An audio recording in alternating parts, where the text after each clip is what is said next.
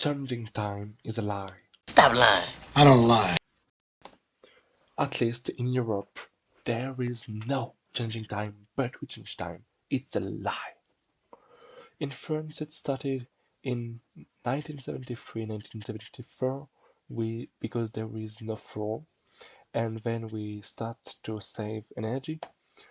For Spain, it was in 1918 because after the First War there wasn't any carbon, and to be agree with Portugal and Italy were changed in 1916. United Kingdom changed in 1916, but what happens in 1916?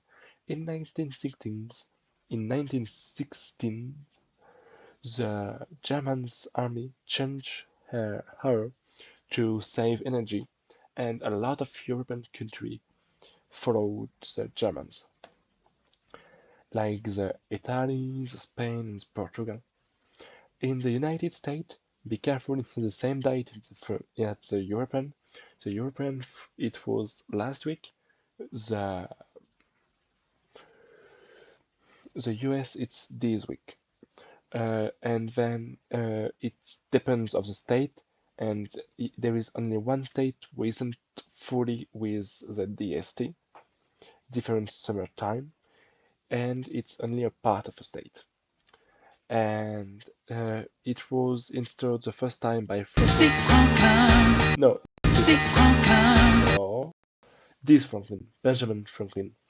And at the first time, he published an essay under an anonymous pseudonym, and then he said that Parisians could save more candle if they did the change of hours, but he put so irony in his text that everyone thought it was a joke. It was only after the war in 1918 that the United States started for the first time. The Paraguay is the last country to cancel the DST, and then the DST was inserted for the same reason as France in the same period, and it was cancelled in this year. In this year, they just don't do it in this October, but they did it in March. In Bolivia, it was the first country to stop the DST. I thought they do the DST only in 1930, 1931. Uh, uh, I am a journal, I'm 20 minutes, no, 30 minutes, but it's in a part of Australia, like we could see later, that only change of 30 minutes and then 1 hour, not 1 hour. I hate rugby. And Namibia? Yes, Namibia. The one who beats one lame in rugby. I said that for British. Americans, we don't talk about you in rugby. Namibia is the first country who started the DST in 1903, but they continued in the 70s. I hate rugby. In the European Union in 1988, they synchronized all the dates. Obviously, even in Europe, it wasn't synchronized, and then some countries changed this date or this date. It would be so easy. In the future, the Ukraine has voted to stop the DST in 2025, but if they enter in Europe, they will be obligated to do that. Except if, see at the end of the video, if there is so many pays for cancelled DST, there is something great with, something bad with, but why as most bad with? Because there is 74 countries that kept it, and only 60 will keep it. And there is and for example, in all South Africa, except Chile, there is not. In all Africa except Egypt there is not. Almost in all Asia there is not.